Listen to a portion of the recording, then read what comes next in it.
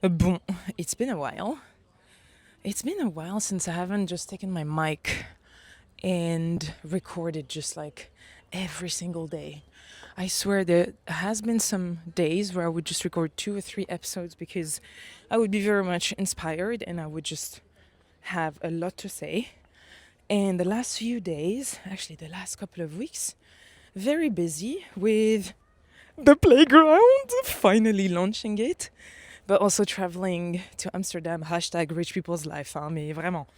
But at the same time, it also gave me the time to reflect and to just reconsider the past 4 months and feeling the difference because for me, obviously, comparing this year, this beginning of the year to 2025 is just like two different. It feels like I'm really living two different lives because the way I started 2025 versus the way I started 2026 is completely different and month by month. So for me, it's almost like a good reference point. Every month has been a reference point for me, and every month I have compared January this year to January last, etc., because again, le jour et la nuit. And when I look at my April this year, and when I compare, obviously, it's not so much about what it is that I did or what it is that I didn't, but more how did I manage life and how did I go through what it is that I went through. And for me, it's a personal victory.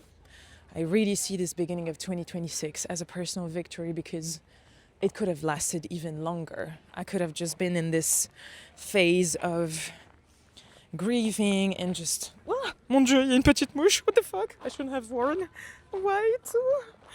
I'm in the park. Yeah? I think it's in my body, guys. 5 seconds. Oh, l'enfer. Ouais. Just is really seeing like 2025 survival, 2026 we live. Okay? I am not where I want to be, but I think that after losing a parent, you just forget about these questions of what's my vision board? Where is it that I want to go? How much money do I want to create? And when I look at April now versus April last, for me, the biggest thing, even like 2026 versus 2025, is I am out of survival. I really feel like I'm out of survival. And I am so in gratitude, first of all, to myself. Hello. Because, of course, people have helped me. I had a beautiful therapist and I have a beautiful coach now, NLP, neuro linguistic programmation, that has been helping me for the past 3 months. And their tools obviously has been, and having a different perspective and also having someone that is external to everything that has happened for me the past year has been really super helpful. But at the end of the day, I also did the work. So maybe today is just more of a celebration and taking the time to celebrate all of that and to not to go into each and every fucking details of 2025 and 2026. But wait, is this recording? Yeah. But really just see it as, wow, there is so much that can again happen in one fucking year. And my coach actually pushed me / forced me to do a vision board. Last year, I remember I had done a vision board. I should share it with you guys. And I don't know if I talked about this or not, but I had made a vision board. None of that shit happened. In fact, I mean, if I look back at it, everything happened because I did launch the Home of Enjoyment officially, not really, but the website was live. The company was sort of like registered. The financial literacy and freedom, it was here because I didn't work for a year and now a year and a half and still money is still there. And what was it again? I can still remember it. The whole word was enjoyment. No, the word was really freedom. The word was freedom. And at the end of the day, when I look at it now and I think of it, I'm like, bah ouais, I've had freedom from so many different things. And let's not talk about my dad, but it's still freedom because he is free. I am also free from this pain, I am free from the pain that he was also going through.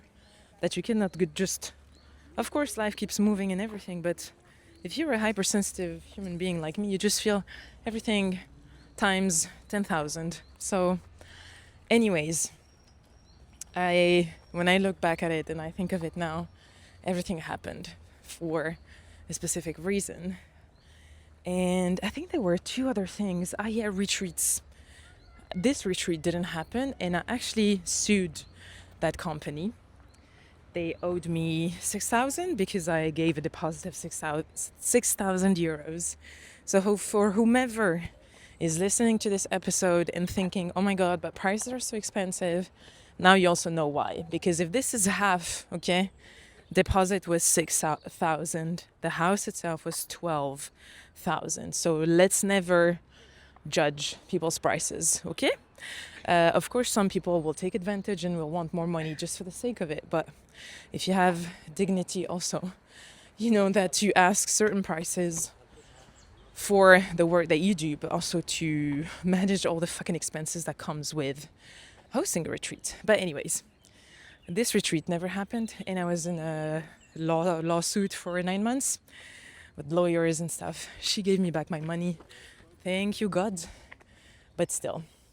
And so my coach forced me to do a vision board for this year, because she was like, we need to, again, reprogram the subconscious to have something to look forward to. Because basically, by the end of December, I was just like, fuck, man, I have zero purpose.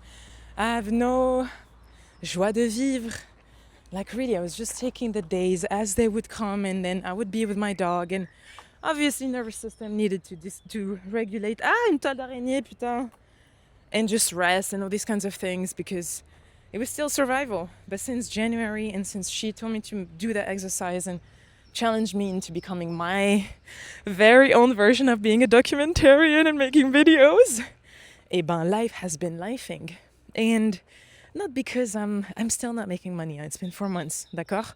I had two instances where I actually was hired to, first of all, give a speech, hello, and to give a workshop. And the thing is, the speech came, it was like a sort of a TED Talk, quand même.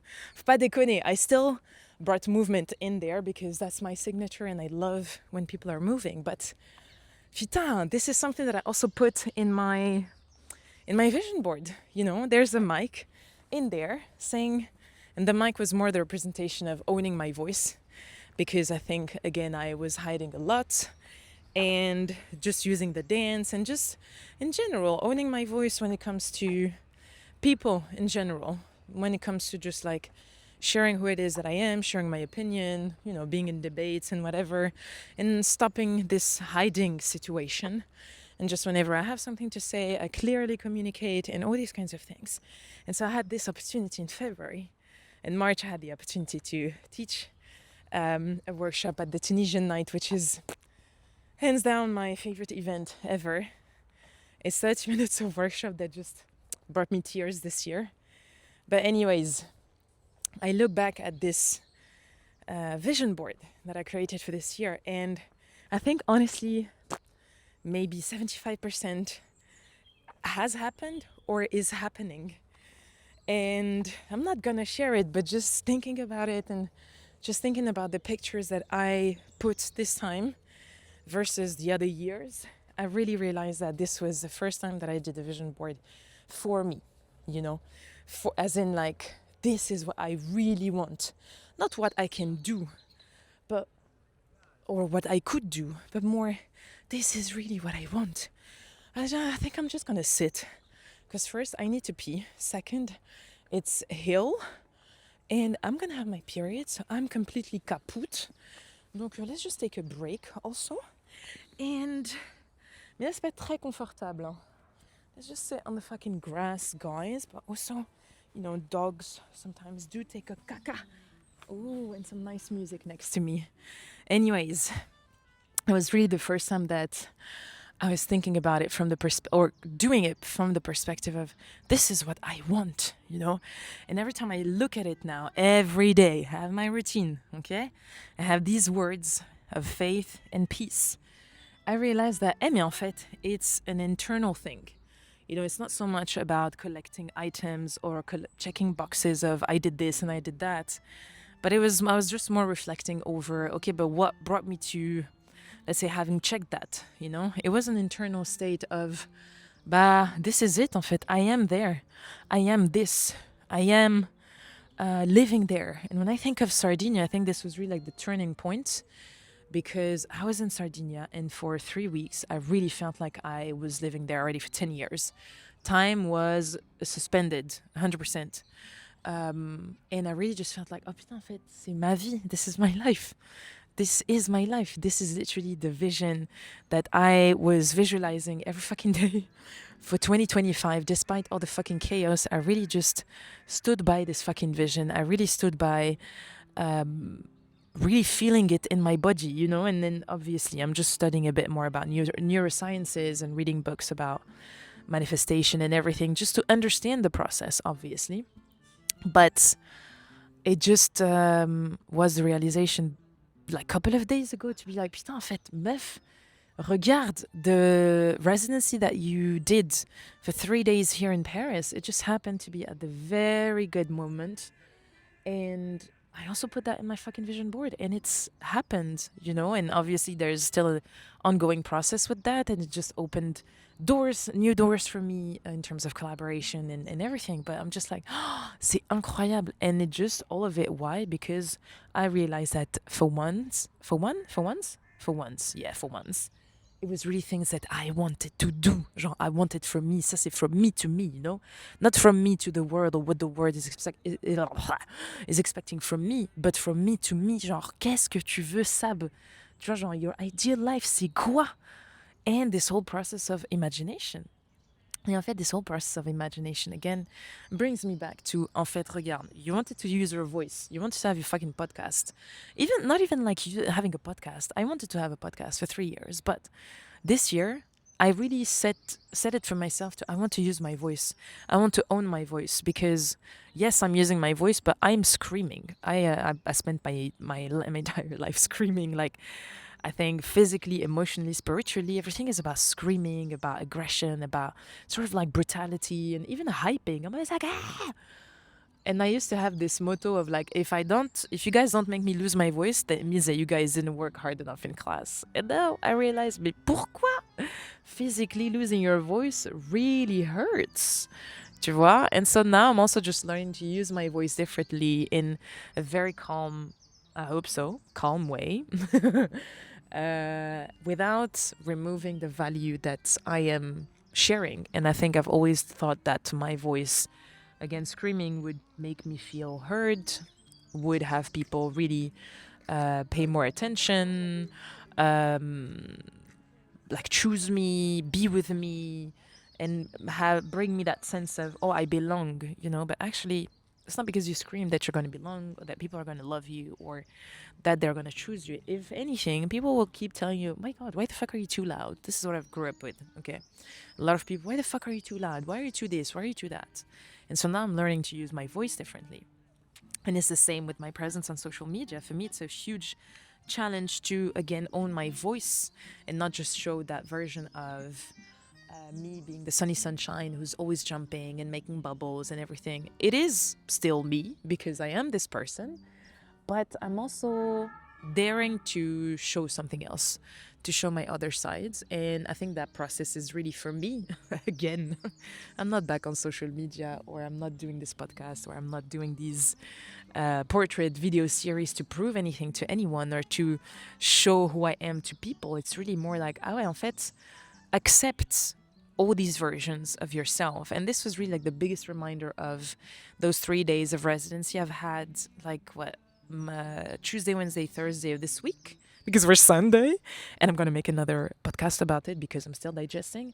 Mais vraiment, it is really this whole thing of you are this and that and that and that and that and all of the other things, and that really just make you very, very fucking special, and that you should use that, you know, in whichever mean you want, regardless of what it is that you want to be doing in your life. And I think that obviously I I've never been one to put myself in a box. I think I've always been in that phase of, so it's not even a phase, like, well, I'm a fucking Aquarius. I do whatever the fuck I want. Nobody's telling me what to do or what to say or where to go. And I'm one of those people who is not really into astrology, but I will read Aquarius and be like, yeah, that's me, 100%. I truly believe that. But I think that what it is that I'm trying to say, at least for this episode, I'm always, checking the time because it's already been like 15 minutes. I'm like, how? How? So sometimes I want to go longer. Sometimes I want to just like, okay, what's your idea, Sabou? And try to, same thing, owning my voice, but also trying to be straight to the point and everything. But what I'm trying to say, I guess, with this episode today is that really remember to do things that you want to do, and not just things that you're capable of doing or that you could do, but really put yourself into a space of, I want to do these things. And for me, it was such a long time ago that I didn't think about that. And I've always, maybe the last few years, because the business was really going well and people were responding to things, I always had I would say 75% of things that I could do versus 25% things that I wanted to do. And if I give you an example, in 2024, yeah, I think 2024, I launched it was 2023. September 2023, I launched my free flow classes. It was a concept in and of itself, but I was the most, like, from all the classes that I was teaching, this was the one that I was really super excited about. Every Wednesday I'd be like, oh putain, I have the theme, we're gonna do this and these kinds of exercises, and it brought me so much creativity but I kind of like put it in a bag between two other classes that were working well, which is good, right? Every customer can be treated and spoiled with what they liked. But if I was being honest, if I could have done just the free flow, I would have done it, because it brought me so much energy and it brought so much also in terms of impact and transformation to my students that I was like, putain, mais ça j'adore, I love it. And this is one of the things that I did because I wanted to, not because I could do it or because it was working. And so apart from that, for the past 2 years, I really did things that were working, which is absolutely great, because then it means that I was able to scale. For example, the Ghana dance camps, they became more premium, they became more tailored and one-on-one experiences, which I'm really super happy about, because if I hadn't done it the way I did it before, then I couldn't have, upgraded the experience and everything. But sometimes and maybe also because 2025 was really hard for me, I didn't really have the headspace, I'll be super honest, to be very present sometimes during the camps. And on the other side, it also taught me how to become a different kind of leader. Anyways, this is for another podcast. Oh my god, the doggo is so fucking pretty. It's like a petite Vizsla, I think. And my doggo looks like him. He's so pretty. But anyways, all this to say that when I think of life in general and when I think back to my vision board, is the reason why maybe I was just reflecting. It's not a good or bad answer. It's not the answer, but sometimes also I just hope that people don't forget to do the things that they actually want to do and not the things that they're really good at, because then you just miss out on life. And I think for me it's a revelation this year, because maybe I have a renewed sense of appreciation for life as well, because I lost a parent. I don't know, but I think I do. Yeah, I think it really is this whole renewed sense of appreciation, of gratitude, and of never taking things for granted, and of really just, en fait, we don't have all the time that we think we have. And I think that's why now I'm just becoming so, I don't know if it's obsessed, but it's a whole cycle of like, en fait, I just see opportunities and possibilities, and I'm just fucking mesmerized by everything, because I'm like, wow, genre, I have another chance to live. I have another chance to be here. I have another chance to experience nature. And even the doggos, I used to take them for granted last year, and maybe again, nervous system capacity and not really being available and whatever. But now I see them move, and I'm just like, oh wow, c'est vraiment... it is such a... Look at these beautiful happy doggo. Oh, Oh, mais t'es tout content. Oh, mon bébé, il y a so fluffy. Oh. Et bah, quand tu veux. Oh, mon petite fluffy. Merci pour ce moment. Oh, j'adore. Bah voilà. If I had a camera, you would have seen it, but... Ah non, je fais un podcast en même temps.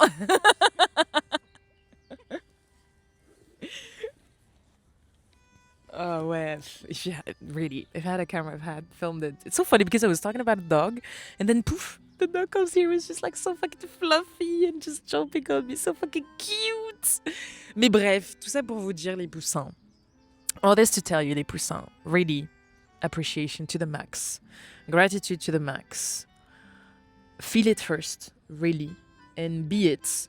Act from it. Act from really you have it, and then I promise you it happens, you know, because then again your brain. Oh putain. Bah voilà, j'ai des traces de merde sur mon pantalon. Mais c'est pas grave. See, I think I have some poop. Yeah, my jean is disgusting, but at least I had a beautiful moment with the doggo. But all this to say, yes, vraiment, be it. When I think of this whole residency, and I have so many different examples over the past 4 months. This residency, I put it in my vision board, and then I saw it on Instagram. And obviously your brain reticular system just filters, right? He's like, no, this bitch is an artist, this bitch is a dancer, this bitch is going back on stage. Poof, what happens? I see this ad, and then poof, I apply. And even when I applied, I didn't apply to prove. I applied word for word. I was just like, this is mine. I'm in, you know? And of course, I waited the response and I was excited. But in my head, it was like, there's no way that I'm not going to be in. But I was in, you know? And again, it's not arrogance. It's just like, I am it. I don't know if this makes any sense, but I promise you, when you read those books, I'm going to share those books, those resources. And for me, all of this is very new and this is practice as well. But it just feels really good because it gives me momentum. It helps me just really take the right. Let's say it's not even like les actions justes. Tu vois, c'est pas la bonne ou la mauvaise action. It's not the right or wrong action. It's just more like what is the necessary, I think, action that I need to take to make sure that I get to that place. But before that, I need to be that person who has it. And that person who has it for me now is a person who is calm, who is at peace. It's not a person who is agitated and overworking and overstretched and overgiving and over people pleasing and, you know, all these kinds of things. And I think that is it's a process that's very new to me, but I just wanted to share that. It's this mix between imagination, guys. Nothing happens out of not being creative. And imagining, just imagine the wildest thing, okay? The wildest fucking things, and it happens, okay? I'm guiding you to this book because I have no pretension to just teach you what manifestation is, or everybody can, first of all. And I think that manifestation is really just like a very scientific process, okay? So for all of my people who are science-based and everything, all of this can be found online. I'll share this book that I'm reading at the moment from Neville Goddard. I actually bought all the 14 books. Kindle, Amazon, €9.45. And vraiment life-changing. Voilà, allez, bisous.